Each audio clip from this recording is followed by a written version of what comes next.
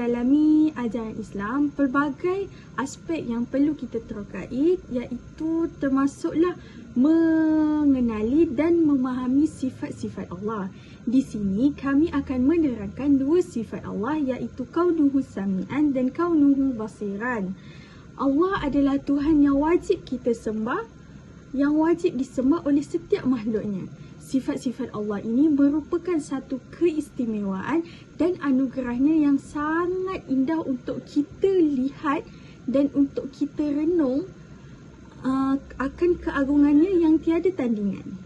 Oleh itu, mari kita bersama-sama melihat hasil perbincangan kami mengenai konsep, aplikasi, perbezaan mazhab dan aliran mengenai sifat-sifat Allah kaunuhu sami'an dan kaunuhu basiran. Seterusnya, saya akan menerangkan tentang konsep kaunuhu sami'an dan konsep kaunuhu basiran. Yang pertama, konsep kaunuhu sami'an.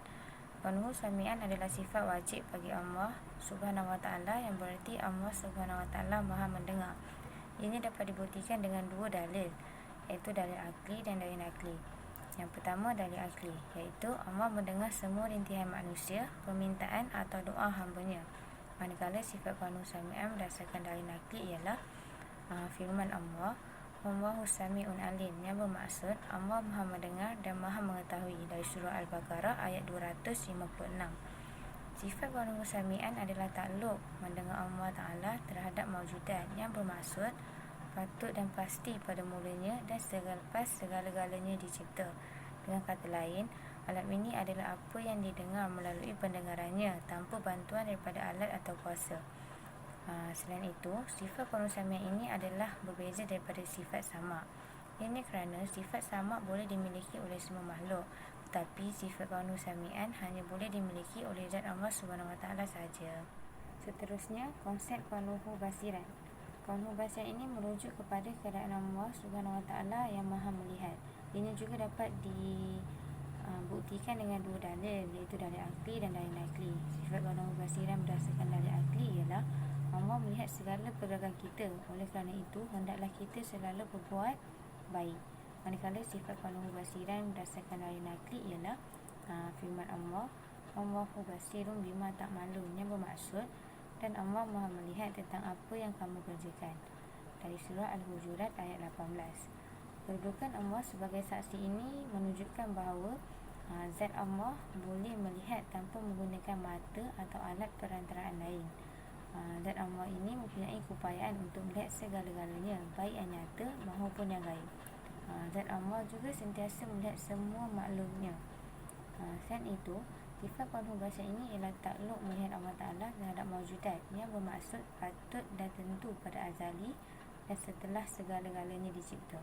Dengan kata lain, alam ini berada di bawah kuasa kaunuhu basiran Allah Ta'ala apabila dia telah menentukan dan menciptakannya.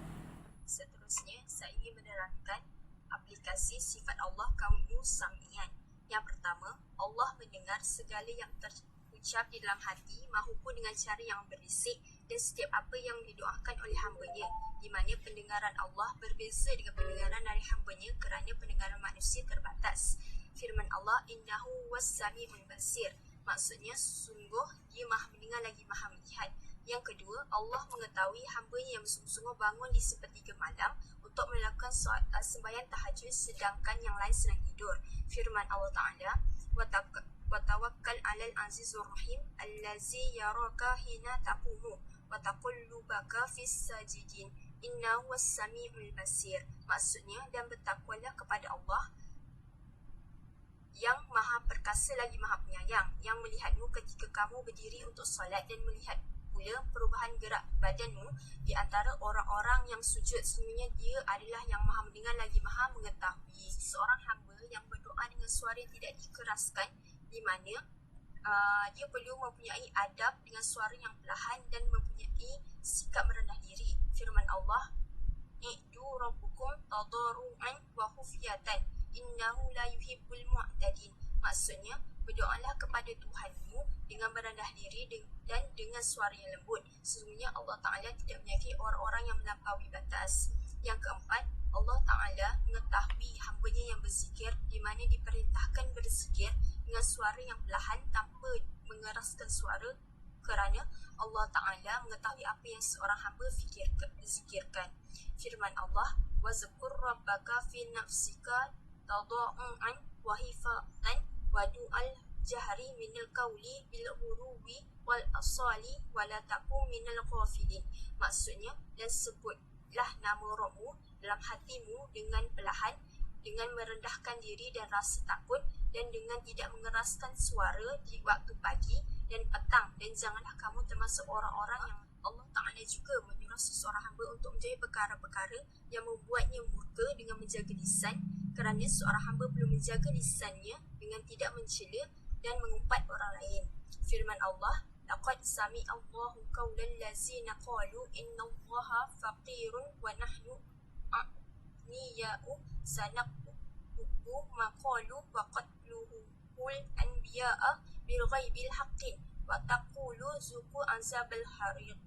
Maksudnya, sesungguhnya Allah telah mendengar perkataan orang-orang yang mengatakan sesungguhnya Allah miskin dan kami kaya.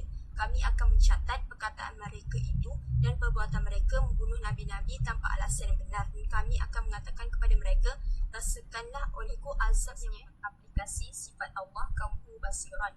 Yang pertama, Allah Ta'ala maha melihat tentang perkara seseorang hamba yang melakukan maksiat secara terangan maupun sembunyi. Contohnya, jika seorang hamba mencuri walaupun tidak diketahui oleh orang lain tetapi Allah maha melihat. Firman Allah, فَإِنْ أَصَيْكَ قَالُوا إِنِّي بَرِيءٌ مِّمَّا تَعْمَلُونَ. Maksudnya, kalau mereka memaksiati dirimu, katakanlah kepada mereka, sesungguhnya aku berlepas diri dari apa yang kalian kerjakan. Kemudian Allah menyuruh nabinya untuk bertawakal kepada Allah.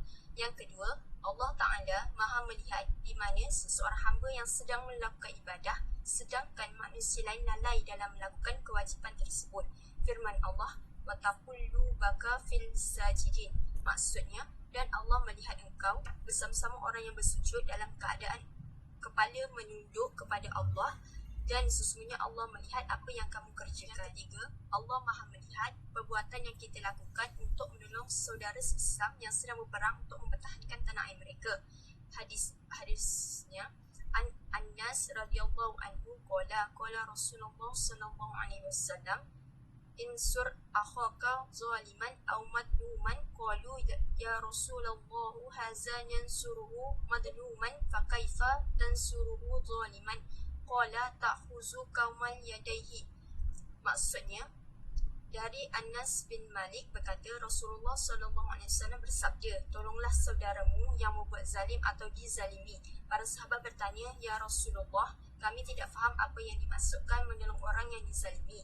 Tetapi bagaimana orang yang justru menzalimi? Rasulullah menjawab, ambil tangannya agar tidak buat zalim lagi. Seterusnya, saya akan menerangkan berkaitan perbezaan aliran ataupun mazhab. Perbezaan aliran antara sifat Allah kaunuhu sami'an dan kaunuhu basiran. Istilah kaunuhu sami'an dan kaunuhu basiran adalah istilah-istilah dalam bahasa Arab yang merujuk kepada sifat-sifat Allah dalam Islam. Dalam konteks ini, dua istilah ini merujuk kepada sifat-sifat Allah sebagai maha mendengar iaitu sami' dan maha melihat iaitu basir. Perbezaan antara keduanya adalah seperti berikut. Yang pertama, kaunuhu sami'an. Makna umum kaunuhu sami'an ini merujuk kepada hakikat bahawa Allah sebagai maha mendengar atau maha pendengar.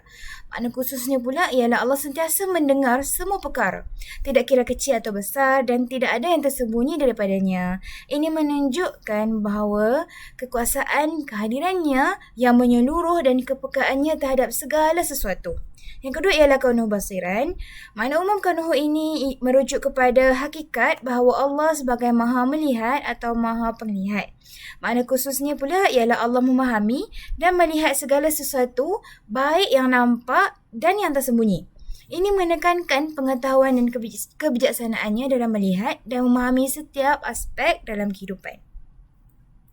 Dengan arti kata lain, kaunuhu sami'an ini menunjukkan sifat mendengar Allah, menekankan bahawa Allah sentiasa mendengar doa, permohonan dan segala bentuk komunikasi hamba-hambanya. Sementara itu, kaunuhu basiran juga menekankan sifat melihat Allah ini. Allah yang menunjukkan bahawa Allah melihat dan memahami setiap tindakan dan keadaan, termasuklah yang tersembunyi. Kedua sifat ini adalah sebahagian daripada sifat-sifat Allah yang disebutkan dalam Al-Quran dan hadis, dan mereka mencerminkan kebijaksanaan dan perhatiannya terhadap ciptaannya. Sifat-sifat Allah ini memberikan pemahaman yang lebih mendalam tentang hubungan antara Allah dan hamba-hambanya serta menunjukkan sifat-sifatnya yang sempurna. Seterusnya adalah perbezaan mazhab antara sifat Allah kaunuhu sami'an dan kaunuhu basiran. Mazhab-mazhab dalam Islam memiliki persamaan dalam hal prinsip asas akidah, tetapi terdapat perbezaan pendekatan dan tafsiran dalam memahami sifat-sifat Allah, termasuklah sifat kaunuhu sami'an iaitu Maha mendengar dan kaunuhu basiran iaitu Maha melihat. Perlu ditekankan bahawa perbezaan ini lebih bersifat nuansa dan umat Islam diberi kebebasan untuk memilih mazhab yang mereka yakini. Yang pertama adalah mazhab ahli hadis, iaitu Ahlul Al-Hadis. Pendekatan mazhab ini cenderung untuk mengambil teks-teks hadis secara harfiah dan menekankan keesaan Allah serta menolak tahrif terhadap sifat-sifatnya. Dipahami secara harfiah sebagai sifat-sifat sebenar Allah tanpa memberi tafsiran atau menanyakan bagaimana kedua sifat ini terjadi, iaitu pandangan daripada mazhab ahli hadis. Yang kedua adalah mazhab Asy'ari. Pendekatan mazhab Asy'ari ini cenderung untuk memberikan tafsiran terhadap sejumlah ayat dan hadis yang berkaitan dengan sifat-sifat Allah.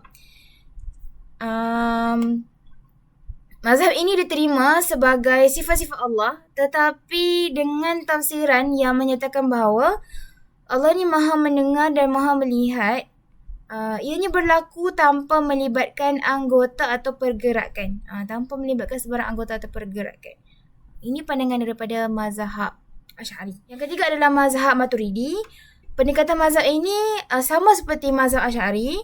Mazhab Maturidi ini memberikan tafsiran terhadap sifat-sifat Allah dan sifat kaunuhu sami'an dan kaunuhu basiran ni dipahami sebagai sifat-sifat Allah dengan cara yang sesuai dengan keesaan dan keagungannya tanpa mengaitkan ciri-ciri makhluk kepadanya. Seterusnya, yang terakhir adalah daripada mazhab Salafi. Pendekatan mazhab Salafi ini cenderung untuk kembali kepada pemahaman Salafus Soleh, iaitu generasi terdahulu, dan menerima secara harfiah. Kaunuhu sami'an dan kaunuhu basiran ini dipahami sebagai sifat-sifat Allah tanpa memberi tafsiran atau bertanya tentang cara bagaimana sifat-sifat ini berlaku. Perlu diingat bahawa perbezaan dalam memahami sifat-sifat Allah ni bukanlah perbezaan yang merugikan. Ia merupakan warisan intelektual ataupun tradisional Islam yang kaya, dan ulama dalam mazhab-mazhab ini juga berusaha untuk memahami dan menerangkan sifat-sifat Allah ini dengan penuh ketakwaan dan kehormatan terhadap keagungannya. Kesimpulannya, sebagai umat Islam, kita perlu mengukuhkan pegangan akidah yang menjadi asas kepada pembentukan akhlak dan syariah. Mempelajari sifat-sifat 20 Allah ini akan merupakan satu kaedah untuk kita mengenal Allah daripada segala zat dan sifat kesempurnaannya. Tujuan kita mempelajari sifat-sifat 20 Allah ini adalah untuk membantu kita mentaati, mempercayai dan meningkatkan ketakwaan serta keimanan kepada Allah dalam pelbagai aspek kehidupan. Allah Maha mendengar sami'an segala doa, segala perkataan dan apa yang dimohon oleh hamba-hambanya. Dan Allah Maha melihat basiran segala perbuatan, tingkah laku yang dilakukan oleh hambanya di dunia, sama ada secara terus terang ataupun secara berselindung. Menghayati sifat-sifat 20 Allah ini akan memperkukuhkan keimanan dan ketakwaan kita kepada Allah dalam melakukan sesuatu perbuatan. Oleh itu, Allah Maha melihat dan Allah Maha mendengar menunjukkan ketidakbatasan dalam pengetahuan dan pengawasannya serta memberikan panduan kepada manusia untuk terus hidup dalam ketaatan dan kesedaran bahawa segala perbuatan, segala apa yang dilakukan akan sentiasa diperhatikan oleh Allah. Sekian, terima kasih.